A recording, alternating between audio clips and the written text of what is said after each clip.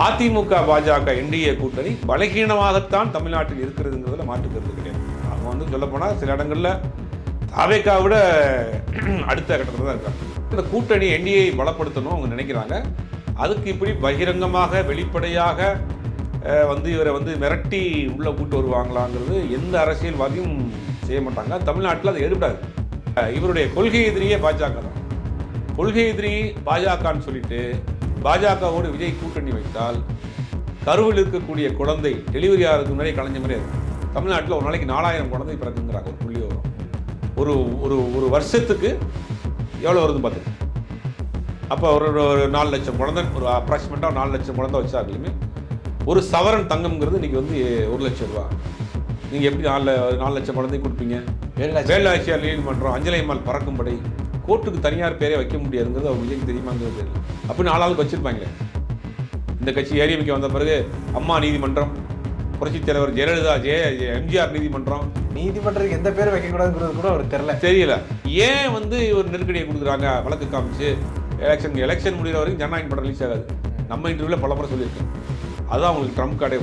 சொல்கிறதெல்லாம் நீ செய்யணும், நான் சொல்கிறதெல்லாம் நீ பேசணும், திமுக இதெல்லாம் சொல்லி திட்டணும், நான் சொல்கிற வேலையாக செய்யணும் அப்படிங்கிறதுக்காக தான் அந்த ட்ரம்ப் கார்டை வச்சுருக்காங்க.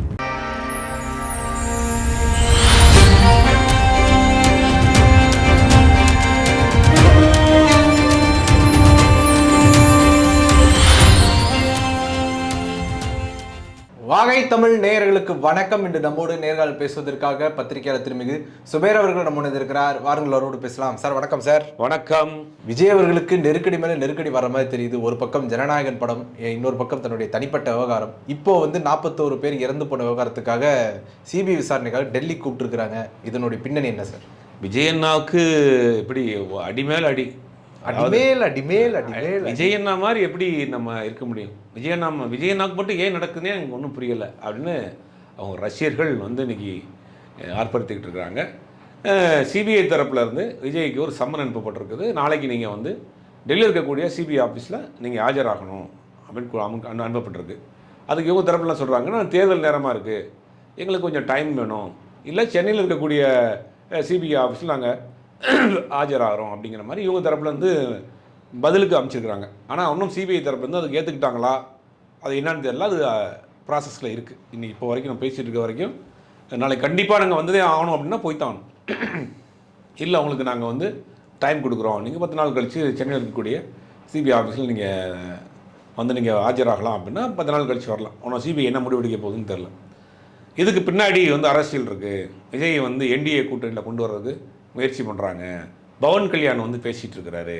பவன் கல்யாண் பேசி முடிச்சுட்டாரு, விஜய் வர்றாரு, துணை முதலமைச்சராக போகிறாரு அப்படிங்கிற ஒரு செய்தியும் பரவலாக போயிட்டுருக்கு. உண்மையிலேயே சொல்லப்போனால் அதிமுக பாஜக என்டிஏ கூட்டணி பலகீனமாகத்தான் தமிழ்நாட்டில் இருக்கிறதுங்கிறதுல மாற்றுக்கிறது கிடையாது. அவங்க வந்து சொல்லப்போனால் சில இடங்களில் தாவேக்கா விட அடுத்த கட்டத்தில் தான் இருக்காங்க.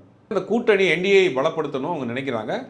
அதுக்கு இப்படி பகிரங்கமாக வெளிப்படையாக வந்து இவரை வந்து மிரட்டி உள்ளே கூட்டு வருவாங்களாங்கிறது எந்த அரசியல்வாதியும் செய்ய மாட்டாங்க. தமிழ்நாட்டில் அது எடுபடாது. அப்போ கண்டிப்பாக தாவேக்கா என்டிஏ கூட்டணிக்குள் போகாதுங்கிற விஷயத்தை நம்ம உறுதியாக சொல்லலாம். போகாது, 100% சொல்லலாம், அடித்து சொல்லலாம். அவங்க அந்த கூட்டணிக்குள் விஜயை சேர்க்க மாட்டார்கள். விஜய் போக மாட்டார், சேர்க்க மாட்டாங்க. என்ன ப்ராக்டிக்கலாக உள்ள சிக்கல் அப்படின்னா, இன்றைக்கி வந்து முதலமைச்சர் வேட்பாளர் நான் தான் அப்படின்னு எடப்பாடி பழனிசாமி அங்கே சொல்ல ஆரம்பிச்சிட்டார். அவர் சொல்லிகிட்டு இருக்காரு, அவர் மட்டும் சொல்லிகிட்டு இருக்காரு, பாஜக சொல்லல, அது வேறு கதை. அவர் ஒரு 100-150 தொகுதிக்கு மேலே பிரச்சாரத்துக்கு போயிட்டுருக்காரு. இந்த பக்கம் வாங்க அப்படியும் விஜய் வந்து நான் தான் முதலமைச்சர், நான் தான் வந்து அவங்கெல்லாம் வந்து களத்தில் இல்லை, திமுக தீய சக்தி, நான் தான் தூய சக்தி, நான் தான் முதலமைச்சர் சக்தி அப்படின்னு இவர் இந்த பக்கம் பேசிகிட்டு இருக்கார். தேர்தல் வாக்குறுதி எல்லாம் கொடுத்துட்டார். இப்போ ஒரு 2000 ரூபா கொடுத்துருக்காரு தேர்தல் வாக்குறுதியில். மகளிருக்கான உரிமை தொகை 2000. யார்? 2500. எடப்பாடி ஐயா 2000, விஜய் ஐயா 2500. நீ 2000 தான் கொடுப்பியா? நான் 2500 கொடுக்குறேன். ஒரு வீட்டில் போயிட்டு ஒரு அம்மா வந்து கவுண்ட் வீட்டு வாசப்பில் உட்காந்துருப்பார். ஒரு அம்மா தாயே ஏதாவது போடுங்க அப்படின்னு உள்ளேருந்து வரும். அந்தம்மா சோறலாம் கிடையாது போயா அப்படின்னு கவுண்ட் வெளியில் உட்காந்துருப்பார். அந்தம்மா என்ன சொல்லிச்சு? போட மாட்டேன்ட்டுருச்சுங்க எதுவுமே. இப்போ நான் சொல்கிறேன் இல்லை போ. அந்த மாதிரி அவர் 2000, இவர் 2500. இந்த மக்கள் என்ன அவங்கள்ட்ட வந்து கேட்டிருக்காங்களா? அவர் வந்து கருணைத்தொகை, யார் எடப்பாடி ஐயா வந்து என்ன சொன்னார்? கருணைத்தொகை. அப்போ என்ன மக்கள் பூரா அவன்கிட்ட கையேந்தி நிற்கிறாங்களா கருணை கொடுங்கன்னு? திமுக ஒரு 1000 ரூபா கொடுக்குது, ஆனால் அவங்க உரிமை தொகை உங்களுடைய வரி பணத்தில் அரசாங்க பணத்தில் உங்களுக்கு கொடுக்குறோம். வாழ்வாதாரத்தில் விளிம்பில் இருக்கக்கூடிய மக்கள், ஆதரவற்றவர்கள், பாதுகாப்பு இல்லாதவர்களுக்கான ஒரு உரிமை தொகை உங்களுடைய பணம் வச்சுக்கோங்க, வருஷத்துக்கு 12,000 ரூபான்னு அது கொடுக்குறாங்க. இப்போ தேர்தல் முடிவுக்கு பிறகு அது கொஞ்சம் ஏற்றி கொடுக்குறதுக்கும் அவங்க முயற்சி பண்ணுவாங்க. அதுவே முதல்ல கொடுக்க முடியாதுன்னு சொன்னாங்க, இப்போ கொடுக்க ஆரம்பிச்சிருக்காங்க. இப்போ இவர் தேர்தல் வாக்குறுதியாக ஒரு அமௌண்ட் கொடுக்க பேச ஆரம்பிச்சிட்டாரு. நான் தான் முதலமைச்சர் வேட்பாளர்ன்ட்டார், அவர் முதலமைச்சர் வேட்பாளர்ன்ட்டாங்க. இதெல்லாம் போயிட்டுருக்கு. இப்போ இவருடைய கொள்கை எதிரியே பாஜக தான். கொள்கை எதிரி பாஜகன்னு சொல்லிட்டு பாஜகவோடு விஜய் கூட்டணி வைத்தால் கருவில் இருக்கக்கூடிய குழந்தை டெலிவரி ஆகிறதுக்கு முன்னாடி கலைஞ்ச மாதிரி இருக்கும். ஒரு கட்சி சொல்கிறீங்க, கொள்கை எதிரியை எதிர்த்து நீங்கள் எப்படிங்க அரசியல் கைகோர்ப்பீங்க? அரசியல் எதிரியை எதிர்த்து நீங்கள் கைகோர்க்கலாம். அதுக்கு சூழல் ஜெயகாந்தனுடைய ஒரு முக்கியமான ஒரு வசனம் ஒன்று இருக்கும், வாழ்க்கை என்பது அந்தந்த நேரத்திற்கான நியாயம். அது அரசியல் ரீதியான எதிரியாக இருக்கலாம். கொள்கை எதிரின்னு சொல்லிட்டு அந்த கொள்கை எதிரியை எதிர்த்து ஒரு தேர்தலை கூட சந்திக்காமல் நீங்கள் பாஜகவோடு கை கொடுக்குவது என்பது பொலிட்டிக்கல் சூசைடு. யாருக்கு? விஜயினுடைய அரசியல் வாழ்க்கை அஸ்தமம் இப்பயே ஆயிடுச்சு. கொஞ்சம் ஆதவர்ஜுனா சொல்றாரு, நாங்கள் குர்ஆன் மேல் ஆணையா சொல்றோம், நாங்களாம் பிஜேபியோட ஒருபோதும் கூட்டணி வைக்க மாட்டோம் அப்படின்னு. ஆமாம், இது என்னன்னா இப்போ கடந்த ஒரு சில நாட்களாகவே ஒரு செய்தியை பரப்பிட்டே இருக்காங்க. அதாவது விஜய் தனிப்பட்ட வாழ்க்கையில் அவர் மனைவிக்கும் அவருக்கு நடந்தக்கூடிய பிரச்சனை, அதை தொடர்ந்து அந்த நடிகையோடு வெளியே வந்த பிரச்சனை, இதெல்லாம் வந்து விஜய்க்கு ஒரு பெரிய செட்பேக் ஆகி போச்சு. விஜய் ரசிகர்களே, உங்களை எவ்வளோ நம்பியிருந்தோன்னா இதுக்கு போய் நாங்கள் எங்கன்னா முட்டு கொடுக்குறது, இப்படி பண்ணிட்டேன்னா டிஎம்கே அலையன்ஸ் அவரோட வச்சுட்டாங்க, ஏடிஎம்கே அலையன்ஸ் இவரோட வச்சுட்டாங்க, நீங்கள் யாரோட அலையன்ஸ் வச்சுருக்கீங்கன்னா இதுக்கு நான் எப்படின்னா பதில் சொல்லணும்னு அவங்க தொடர்ந்து குமிரிய ஆரம்பிச்சிட்டாங்க. அவருடைய இமேஜ் கொஞ்சம் கொஞ்சமாக சரிய ஆரம்பிச்சிருச்சு.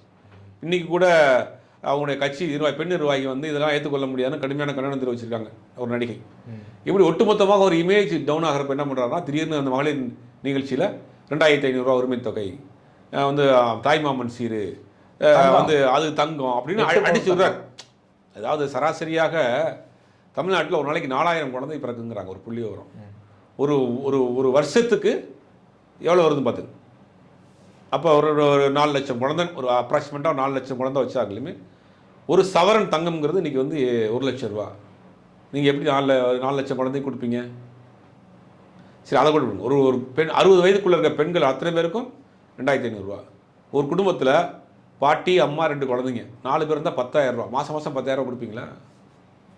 தமிழ்நாட்டில் பெண்களுடைய எண்ணிக்கை அப்ராக்சிமேட்டாக ஒரு 3 கோடி பேர் இருப்பாங்களா? 3 கோடி பேர் இருப்பாங்க. 3 கோடி பேருக்கு மாதம் எப்படி 2,500 ரூபா கொடுப்பீங்க?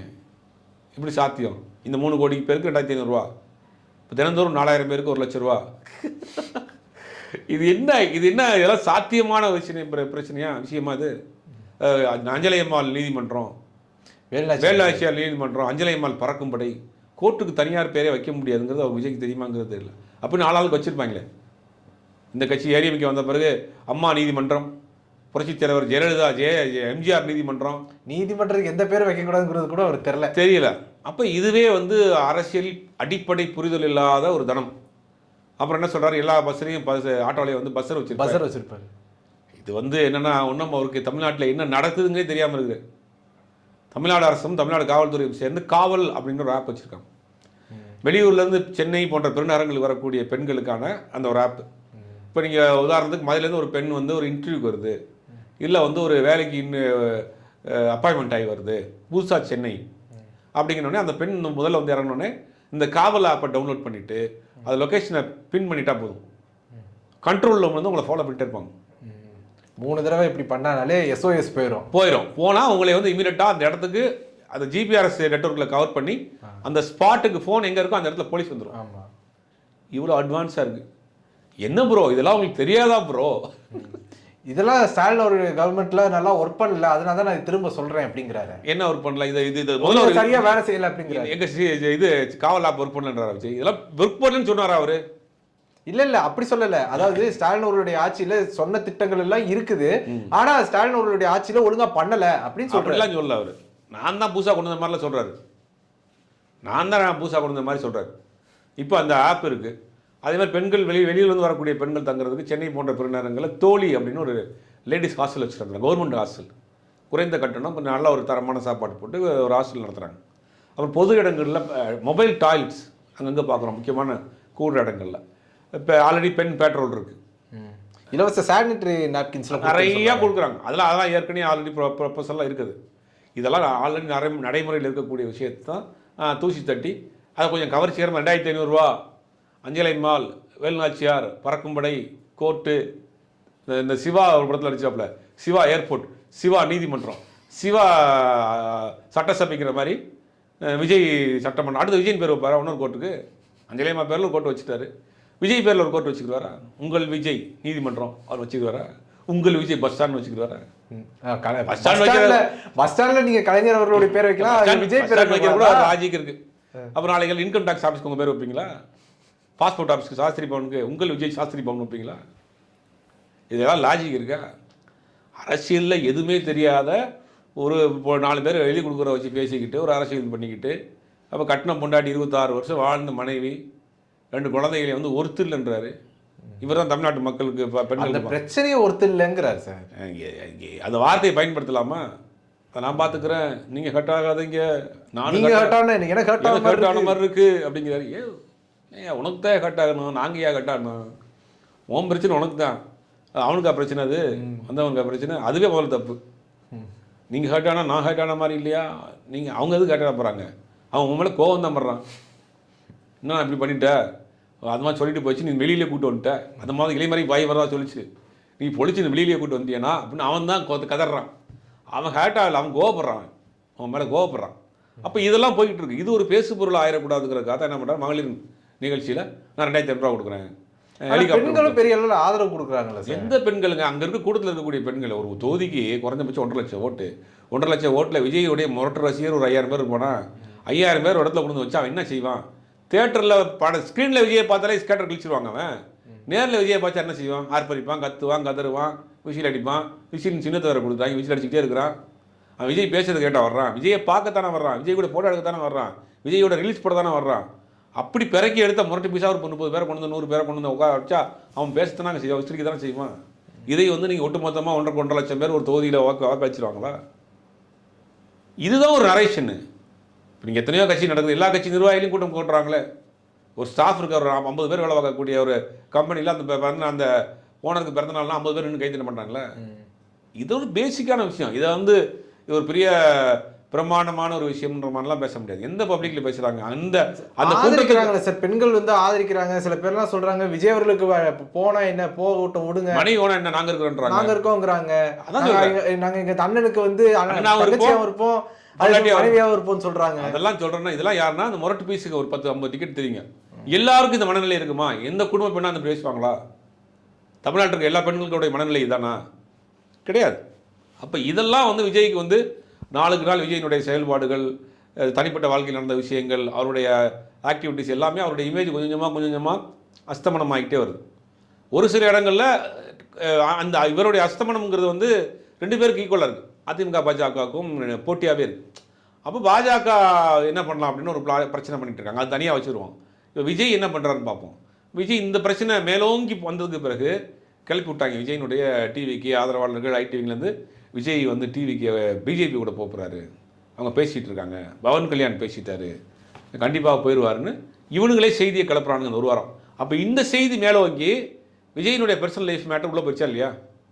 இந்த 2500 ரூபா அவருடைய தேர்தல் அறிக்கை, என்டிஏக்குள்ளே போகிறாரு விஜய்ங்கிற விஷயம் மேலோங்கி அவருடைய பர்சனல் லைஃப்பில் இருந்த இமேஜ் பூரா, அந்த பேட் இமேஜ் பூரா உள்ளே போயிடுச்சு. அப்போ இது ஒரு நரேஷன் செட் பண்ணுறாங்க, அவர் கூப்பிட்றாங்க போகிறாங்க. கண்டிப்பாக சாத்தியம் கிடையாது. அப்படி ஒரு நிலைமை வந்தால் எடப்பாடி பழனிசாமி ஏற்றுக்கிறாங்கிறது ஒரு பிரச்சனை, விஜயே தன்னுடைய முதலமைச்சர் பணியை விட்டு கொடுத்து போகிறாங்கிறது ஒரு பிரச்சனை, 2வது கொள்கையை எதிர்த்து கொள்கையோட கைக்கு வருப்பாருங்கிறது பிரச்சனை. இது ப்ராக்டிக்கலாகவே ஒத்து வராது. அப்படி ஒரு வேளை அவர்கள் அது முடிவு எடுத்தாங்கன்னா அதுக்கு திமுகவுக்கு ஜாக்பாட். திமுகவுக்கு ஜாக்பாட். 234 தொகுதி திமுக பிரச்சாரமே ஜெயிக்காமல் பண்ணும். ஏன்னா அந்த முடிவை வந்து எடுக்க மாட்டாங்க, அது நடக்கவும் நடக்காது. இப்போ ஏன் வந்து ஒரு நெருக்கடியை கொடுக்குறாங்க? வழக்கு காமிச்சு எலெக்ஷன் முடிகிற வரைக்கும் ஜனநாயகம் படம் ரிலீஸ் ஆகாது. நம்ம இன்டர்வியூவில் பல முறை சொல்லியிருக்கேன். அதுதான் உங்களுக்கு ட்ரம்ப் கார்டேவும். நான் சொல்கிறதெல்லாம் நீ செய்யணும், நான் சொல்கிறதெல்லாம் நீ பேசணும், திமுக இதெல்லாம் சொல்லி திட்டணும், நான் சொல்கிற வேலையாக செய்யணும் அப்படிங்கிறதுக்காக தான் அந்த ட்ரம்ப் கார்டை வச்சுருக்காங்க. இப்போ சிபிஐ பொறுத்த வரைக்கும் சிபிஐ விசாரணை ஆல்மோஸ்ட் முடிஞ்சிருச்சு. அவங்க ஒரு முறை கரூரில் வந்து விசாரணை பண்ணாங்க, விட்னஸ் விசாரணை பண்ணாங்க, பனையூருக்கே வந்து விசாரணை பண்ணாங்க, பனையூரில் அந்த வேனை விசாரணை பண்ணாங்க, வேனில் அந்த ஃபுட்டேஜில் எடுத்துகிட்டு போனாங்க. விஜய் 2 முறை கூப்பிட்டாங்க. ஆல்மோஸ்ட் விஜய் விசாரணைங்கிறது ஃபினிஷ்ட். சார்ஜ் ஷீட்டு போட்டுட்டாங்க. சார்ஜ் ஷீட்டில் நேம் மட்டும்தான் எழுதணும். இப்போ விஜய் இப்போ ஆராசாவுக்கு இப்படி தான் பண்ணாங்க. 2 முறை விசாரணை, 3வது முறை கைது. விஜய் வந்து நாளைக்கு ஒரு வேளை டெல்லி போகிறாருன்னா அவர் கைது பண்ணுறது கூட வாய்ப்பு இருக்குது. ஆனால் பண்ண மாட்டாங்க. ஏன்னா பண்ணால் அது விஜய் கெயின் ஆகும். அது எப்படி பண்ணுவாங்க? அப்போ இதை என்ன சொல்கிறாங்க அப்படின்னா, இந்த விஜய் வந்து நாளைக்கு வேட்பாளர் லிஸ்ட்டு ஃபஸ்ட்டு லிஸ்ட்டு அனௌன்ஸ் பண்ண போகிறார். ஒரு 25 பேர். அந்த ஃபஸ்ட்டு லிஸ்ட்டு நான் சொல்கிற பேரை போடுங்க.